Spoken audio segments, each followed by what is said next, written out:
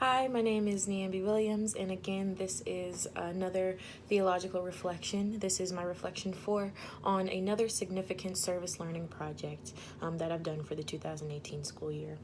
So, what I would say is the probably, other than the Spur Change project, the most memorable project that I've done this year was through the Martin Luther King day of service, service day that Tulane, Loyola, Xavier, and a bunch of other schools participate in as well.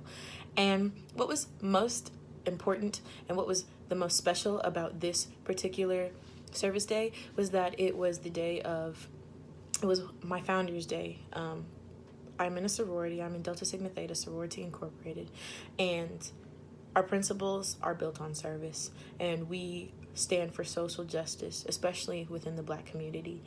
So to actually have the honor of doing service on my Founders Day, a day that is honored to the entire sorority, to the service that we provide for the 105 years of service we provided. It was a great honor to have that coincide with Martin Luther King and his day of service. And we all know that Martin Luther King Jr. was a man of service, a man of love, equality, and he believed in a lot of positive things, and not only in the Black community, but throughout the world. He really wanted peace, and he really wanted social justice, and he wanted to see a world where, the color of people's skin was not an issue.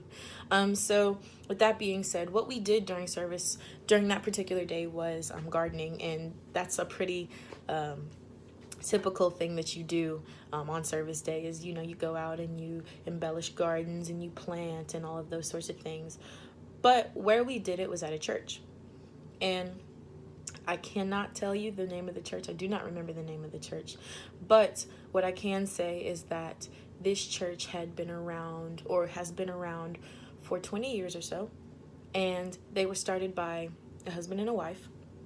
And while the wife is not living anymore, the husband did share his story to us, and he told us that when they first started the church, it was a place for people, especially people of color, to come in, seek refuge, seek shelter. They used to try to feed those homeless people who came in, and all those sorts of things. And it reminded me of St. Catherine Drexel, our founder, and the Sisters of the Blessed Sacrament, and how they put it in their lives, and they literally pledged their lives to service and to love others, especially those in minority groups, being African Americans and Native Americans.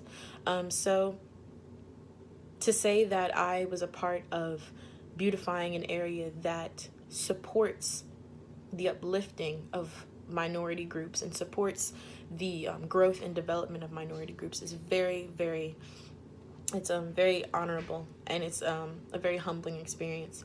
When we were done, we were able to take a tour inside of the church, and it's still a very small church, but it stood out because you could tell that there was a lot of love, and there was a lot of experience, and there was a lot of history that was in that church.